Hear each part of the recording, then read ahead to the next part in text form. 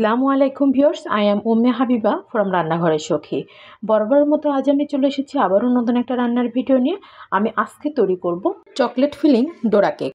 আপনি যদি আমার চ্যানেলে নতুন হয়ে থাকেন তাহলে অবশ্যই আমার চ্যানেলটিকে সাবস্ক্রাইব করে দেবেন, লাইক করবেন, শেয়ার করবেন এবং পাশে থাকা নোটিফিকেশান বেলটি অন করে রাখবেন, অল অপশনে প্রেস করে রাখবেন। এর ফলে আমি যখন যে ভিডিও আপলোড করব আপনার ফোনে সবার আগে নোটিফিকেশান চলে যাবে। আমার আজকের রেসিপি চকলেট ফিলিং ডোরা কেক, যেটা বাচ্চাদের অনেক প্রিয় এবং এটা বলা চলে যে পৃথিবীতে যে কেকের প্রচলন রয়েছে তার মধ্যে অনেকাংশে এই কেকটা মানুষের হৃদয় কেড়েছে।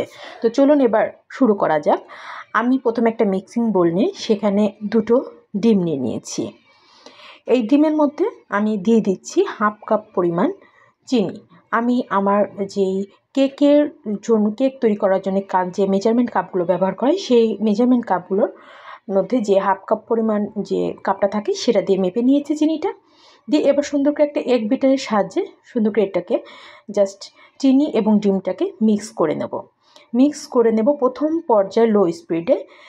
তারপরে এটাকে প্রায় 2 মিনিট ধরে আমি বিট করেছি মিডিয়াম টু হাইয়ের মাঝামাঝি। একদম হাই স্পিডে করবেন না, কেননা একদম হাই স্পিডে করলে যে কোনো ইলেকট্রিক্যাল ব্যবহৃত জিনিসপত্র খুব দ্রুত নষ্ট হয়ে যায়। তো এই পর্যায়ে দেখুন, যখন এরকম একটা কনসেন্ট্রেন্সি তৈরি হবে তখন আমাদের আর এটা বিট করার প্রয়োজন পড়বে না। আমার টোটাল 3 মিনিট সময় লেগেছিল, 3 মিনিট 3.5 মিনিট বলা চলে, 3.5 মিনিট সময় লেগেছিল। এ পর্যায়ে আমি এর মধ্যে দিয়ে দিচ্ছি রান্নার রেগুলার 4 চামচ তেল। আমি এখানে যে মেজারমেন্ট কাপগুলো থাকে সেটা দিয়ে মেপে দেখিয়ে দিচ্ছি। এখন হালকা হাতে একটা হ্যান্ড উইচের সাহায্যে মিশিয়ে নিচ্ছি। এখন এই তেলটা দেওয়ার পর আমি দিয়ে দিচ্ছি এখানে যেই পরিমাণ তেল দিয়েছি ঠিক সেই পরিমাণই দুধ দিয়ে আবার একটু মিশিয়ে নিলাম। এর টেস্টটা বাড়ার জন্য আমি দিয়ে দিচ্ছি অল্প একটু লবণ। এই লবণটা যারা মিষ্টিতে লবণ অপছন্দ করেন তারা স্কিপ করতে পারেন। আর দিয়ে দিচ্ছি হাফ চামচ পরিমাণ ভ্যানিলা এসেন্স দিয়ে হালকা হাতে এটা মিক্স করে নেব। মিক্স হয়ে গেলে এ পর্যায়ে আমরা এর মধ্যে যখন সুন্দরভাবে মিক্স হয়ে যাবে তখন শুকনো যে উপকরণগুলো আছে সেগুলো মিক্স করে নেব। একটা জিনিস কি, প্রত্যেকটা শুকনো উপকরণ কিন্তু আমাদের চেলে নিতে হবে। এর জন্য একটা চালনির ওপরে আমি নিয়ে নিচ্ছি 1 কাপ পরিমাণ ময়দা। এই 1 কাপ পরিমাণ ময়দা দিয়ে দিয়েছি 1 চামচের 4 ভাগের 1 ভাগ বেকিং সোডা এবং 1 চামচ পরিমাণ বেকিং পাউডার দিয়ে হালকা হাতে এটা চেলে নিয়ে জাস্ট দুবারে মিক্স করে নেব।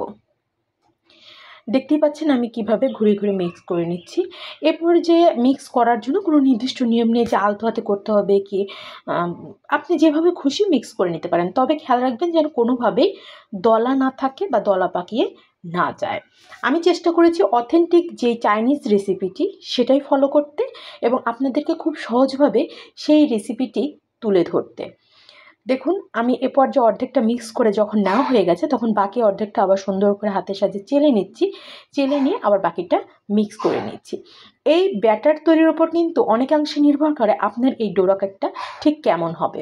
আমি দেখেছি অনেক রেসিপিতে দেখানো হয়েছে নর্মাল স্ট্রাকচারে, সেখানে ফর্ম তৈরির কোনো ব্যাপার নেই, সেখানে সরাসরি ডিম এবং চিনিটা একটু মিক্স হয়ে গেলেই জাস্ট ময়দা এবং বেকিং পাউডারটা মূল থিম প্রদর্শন করে। বাট এটা কিন্তু সেটা না।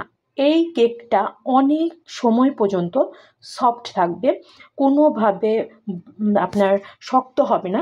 প্লাস যেটা, এই কেকটা কিন্তু এক পাশে যেটা অথেন্টিক ওয়ে সেটাতে কিন্তু জাস্ট এক পাশেই কিন্তু এটাকে ভাজা হয়, দুপাশে হয় না। তো দেখুন আমার ব্যাটারটা গুলানো হয়ে গেছে। তো এখন আমি আবার চুলায় চলে এসেছি। চুলায় একটা তাওয়া দিয়েছি, তাওয়ার উপরে আমি আজকে করব। তো তাওয়ার উপরে আমি হালকা হাতে একটু টিস্যু দিয়ে তেল জাস্ট মুছে নিয়েছি, তেল দেওয়া যাবে না। এখন আমি এখান থেকে যে ব্যাটারটা দেখুন কি পরিমাণ পাতলা, তো এই ব্যাটার থেকেই আমি 1 চামচ করে ব্যাটার দেব, দিয়ে সেই 1 চামচ ব্যাটার দিয়েই জাস্ট ঢেকে এটাকে তৈরি করব। আরেকটা জিনিস, যেটা চুলার আঁচ কিন্তু আমি লোতে রেখেছি এবং চুলার নিচে একটা স্ট্যান্ড দিয়ে রেখেছি। এই কেকটা তৈরি করার সময় একটা ঢাকনা দিয়ে ঢেকে দেবেন, কেননা এটা কিন্তু মূলত সেটা হচ্ছে ডিমের যে মেরাংটা তৈরি হয়েছে আপনার সাদা এবং হলুদ অংশের মিশ্রণে, সেই মেরাং থেকে এটা ফুলে ফেপে উঠবে। দেখুন আমার কিন্তু পুরোটা অনেক সুন্দরভাবে হয়ে গেছে। আর আরেকটা জিনিস যেটা, এটা তোলার সময় একটু আলতো হাতে তুলবেন, কারণ এটা কিন্তু অনেক সফট এবং অনেক নরম থাকে, যেহেতু এখানে ময়দার পরিমাণটা কিন্তু অনেকাংশেই কম। তো দেখতেই পেয়েছেন অনেক পাতলা যেহেতু ব্যাটারটা। দেখুন আমার সামনের পাশটাও যেমন সুন্দর হয়েছে, একদম অনেক ঝাঁঝরা, প্লাস পিছন পাটটাও কিন্তু অনেক সুন্দর হয়েছে। তো এইভাবে আমি বাকিগুলো ভেজে নেব। প্রতিবার ভাজার সময় একটা জিনিস খেয়াল করবেন যে টিস্যুটা দিয়ে জাস্ট একটু তাওয়াটা মুছে নেবেন, আর ব্যাটারটা পরিমাণ মতো দিবেন এবং একটু ছড়িয়ে দিলে হয় কি মাঝখানে সুন্দর হয়, বেশি একটা ফুলে ওঠা থাকে না এবং কাঁচা থাকার কোনো সম্ভাবনা থাকে না। তো দেখতে পাচ্ছেন আমি কিন্তু এক পাট করেই ভেজে উঠিয়ে নিচ্ছি। অথেন্টিক ওয়েতে যেটা তৈরি হয় সেটা কিন্তু জাস্ট এক পাটই ভাজা হয়, দু পাট না। তো আমার যেই পরিমাণে ব্যাটার গুলিয়েছিলাম সেখান থেকে 9টা হয়েছিল। তো 9টা কেকের মতো এই প্যানকেক 9টা হয়েছিল।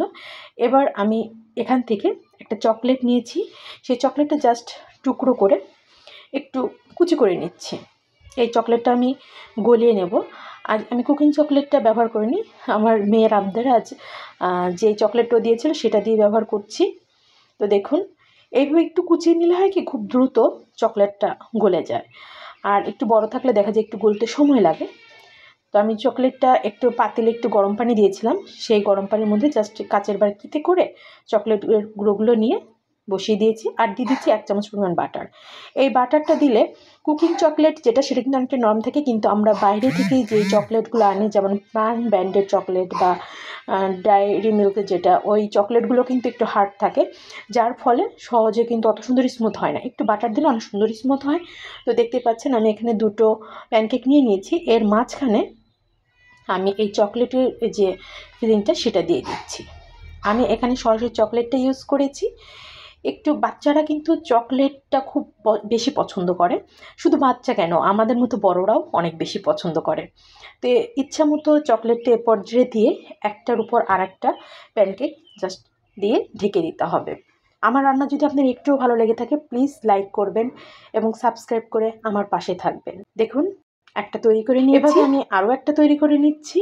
এই কেকগুলোর আপনি যদি দেখা যায় যে নর্মালভাবে বাচ্চাদের টিফিনে দেন, তাহলে তো বাচ্চাদের খাবার নিয়ে আর টিফিন বক্স কখনোই তারা খাবার ফেরত নিয়ে আসবে না, খাবার কিন্তু ফুরিয়ে যাবে, কারণ বাচ্চারা এটা খুবই বেশি পছন্দ করে।